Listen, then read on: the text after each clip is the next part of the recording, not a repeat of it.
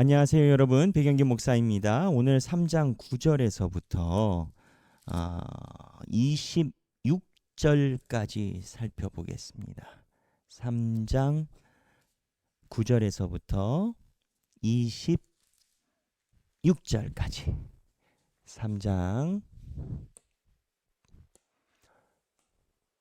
9절에서부터 26절까지. 자, 여기는 큰 구조 두 개로 살펴보시면 조금 더 명확합니다. 첫 번째는 이제 결론 부분으로 들어갑니다. 모두가 하나님 심판 아래 있다. 모두가 죄인이다. 모두가 죄인인 이유가 뭡니까? 바울은요, 너희가 다 나쁘다 이 얘기를 하려는 게 아니에요. 모두가 죄인이어야 모두가 예수 그리스도의 피를 받죠. 예수 그리스도의 피는 죄인에게 필요하니까. 그러면 이 모두가 죄인이어서 하나님 심판 아래 있는데, 율법의 기능이 뭐냐? 율법이 이 죄를 깨닫게 한다라는 거예요.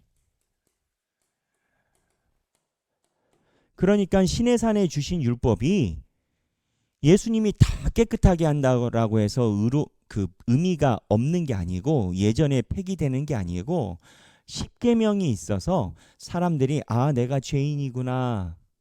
우리가 고속도로를 갈 때 중앙선이 있어야 내가 안 넘어가야지 하는데, 넘어가면 아이고 내가 넘어갔네 하잖아요. 그럼 딱지 떼면 아이고 내가 잘못했어요 하는데, 중앙선이 없으면 딱지를 떼면 내가 왜 잘못했어? 뭐가? 이런 것처럼 율법이 죄라는 것을 그려주는 선 역할을 한다라는 거예요. 그래서 모두가 죄인이어서 하나님 심판 아래 둔 이유가 뭐냐? 해결책으로 예수를 믿어야 된다는 거예요. 바울은 지금 유대인들 망하라고 이 얘기하는 거 아닙니다. 유대인도 예수님에게 돌아오라라고 이야기를 하는 거고, 유대인이 아닌 이방인들도 예수를 믿어야 된다. 결론은 예수 믿어야 된다라는 거예요. 유대인들에게 있어서 너희들이 율법을 가지고 있었던 이유는 죄인이라는 것을 알게 하는 기능인 거고, 죄인이라고 느꼈을 때 예수 그리스도의 보혈의 피를 너희들이 알게 된다라는 겁니다. 이거에 대한 해당 구절이 3장 20절인데요. 자, 29절부터 우리가 알거니와 무릇 율법이 말하는 바는 율법 아래 있는 자들에게 말하는 것이니 이는 모든 입을 막고 온 세상으로 하나님의 심판 아래에 있게 하려 함이라. 하나님 심판 아래 다 이제 다 있다라는 거예요. 다 죄인이라는 거예요. 20절. 그러므로 율법의 행위로 그의 앞에 의롭다 하심을 얻을 육체가 없나니 율법으로는 죄를 깨달음이라. 율법의 역할이 우리의 잘못을 깨닫게 한다는 거예요. 죄를 깨닫게.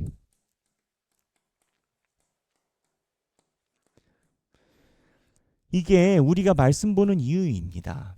그래서 가끔 그런 경우가 있어요. 성경 말씀을 보면 볼수록 내 마음이 불편하고, 목사님 설교를 들으면 들을수록 불편하다라는 거예요. 그게 맞는 거예요. 율법과 말씀이 우리의 죄를 깨닫게 하는 거예요. 왜 깨닫게? 예수 의지하게 하려고. 아니, 내가 성경 말씀 듣고 목사님 설교 듣는데 내가 죄인이라는 의식보다는 난 참 잘난 사람이야. 세상 잘 살았네. 파이팅. 요것만 있다면은 뭐 율법과 말씀이 왜 있습니까? 근데 바울이 이야기하는 거는 율법과 말씀이 있는 건 죄를 깨닫게 한다. 성경에 그렇게 돼 있잖아요. 그 다음에 21절에 이제는 율법에는 하나님의 한 의가 나타났으니, 이제 예수님 얘기합니다. 예수님이 나타났는데 요 죄 문제를 해결한다라는 거예요. 율법과 선지자들에게 증거를 받은 것이라. 곧 예수 그리스도를 믿음으로 22절 말미암아 모든 믿는 자에게 미치는 하나님의 은이 차별이 없느니라. 왜 차별이 없어요? 다 죄인이니까. 똑같이 죄인이니까 차별이 없는 거예요.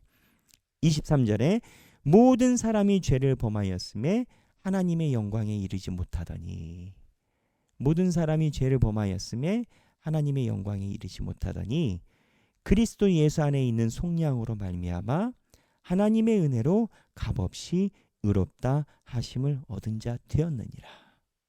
하나님의 은혜로 값없이 의롭다 하심을 얻은 자 되었다라는 거예요.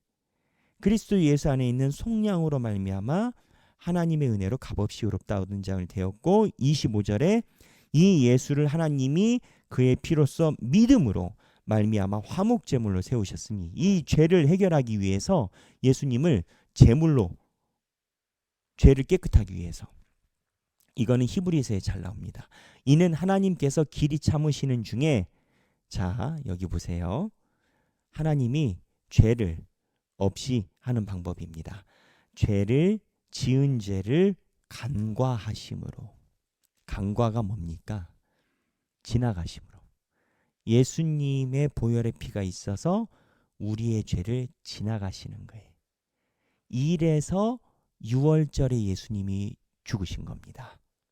6월절이 뭐예요? 6월절이 죽음의 사자가 10번째 재앙에 있을 때 모든 장자를 다 죽여버린다고 했어요. 바로 애굽 땅에. 근데 양의 피가 묻은 거는 지나갔어요. 히브리인들이 이 양의 피를 상징으로 했죠. 피를 보면 죽이는 게 지나간 거예요. 예수님이 왜 6월절에 죽었어요? 우리가 죄인이어서 심판받고 장자가 아니라 다 심판받아야 되는데 예수님의 피를 바름으로써 출애굽할 때 죽음의 사자가 양의 피가 묻은 문설주를 지나간 것처럼 그때 실제로 문설주에 피를 바른 이집트 사람도 살아났습니다. 유대인뿐만 아니라 살아난 것처럼 예수 그리스도의 피를 바르면 간과 지나간다라는 거예요. 그러니까 간과라는 개념이 중요해요. 우리가 깨끗해지는 게 아니에요. 우리가 깨끗해지는 게 아니고 마치 의복을 입듯이 나는 실상은 더러운데 예수의 피로 칠해지는 거예요. 이 상징 때문에 예수님이 6월절 날 돌아가신 거예요. 똑같이 출애굽할 때 6월절하고 예수님의 6월절하고. 그래서 자기의 의로우심을 나타내려 하심이니 곧 이때의 26절 자기의 의로우심을 나타내사 자기도 의로우시며. 하나님이 왜 의로우세요? 하나님은 심판을 다 한 거예요. 예수님이 대신 인간을 살려낸 거지. 그 두 가지가 살아요. 심판의 하나님이라는 개념도 의롭게 살아요. 그런데 예수님 때문에 사랑의 하나님이란 개념도 살아요. 이게 역설로 같이 있는 거예요. 여러분, 하나님의 공의와 사랑이 어떻게 같이 있을 수 있습니까? 공의는 뭡니까? 정확하다라는 거예요. 사랑은 뭐예요? 덮는 거예요. 하나님의 사랑과 하나님의 공의는 같이 있을 수 있는 속성이 아닙니다. 단어 자체가 그래요. 하나님의 공의와 하나님의 사랑은 창과 방패예요. 근데 예수님 때문에 공의, 심판은 하시는 거고 사랑, 예수님이 대신 죽어버렸으니 사랑, 이 두 가지가 다 살아나는 거예요. 그래서 곧 이때 자기의 의로우심을 나타내사 자기도 의로우시며 또한 예수 믿는 자를 의롭다 하려 하심이라. 여기에 예수님이 꼭 껴야 되는 거예요. 생각하기.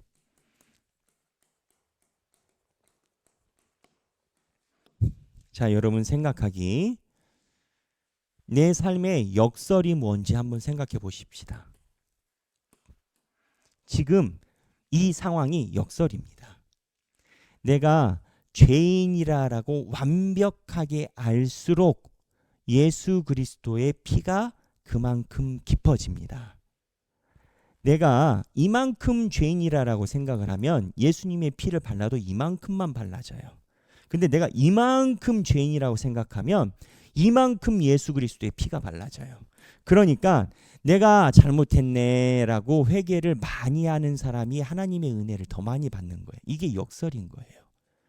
그래서 회칠한 무덤이라고 하는 표현은 한 분도 이런 모양을 갖고 있지 않으면서 마치 그 모양을 가진 듯한 모양만 갖고 있으니까 회칠한, 페인트 칠한 그 무덤인데 잔디가 없고 그냥 페인트 칠해놨다라는 거예요. 그런 것처럼 보이게 거칠야만 한다라는 거예요. 이게 아니라 진짜 있는 중심이라면 내가 회개한 만큼 예수의 피가 묻어지는 거예요. 역설. 나는 신앙생활 중에서 하나님께 나의 무력함을 자복, 회개, 인정했는데 도리어 하나님께서 나를 은혜로 인도하신 것은 무엇인가? 내가 약함을 고백했는데 하나님의 은혜로 강해진 일이 무엇인가? 누구나 다 하나씩은 있습니다. 지금 BT를 보는 분들 중에 하나님의 인도하심을 한 번도 경험하지 못한 분은 거의 없습니다. 하나님의 인도하심이 있기 때문에 이렇게 성경도 보는 겁니다. 나의 약함이 있어서 하나님을 매달렸는데 오히려 하나님의 은혜로 채워진 것. 역설. 내가 죄인이라고 여기면 예수 그리스도의 피가 흥건하게 배어 들어가는 이 역설. 모두가 죄인. 이 안에 나의 고백은 뭐가 있는가? 오늘 목장방에서 한번 나눠보면 좋겠습니다. 네, 여러분 오늘 행복한 성경 읽기 되시길 바랍니다. 감사합니다.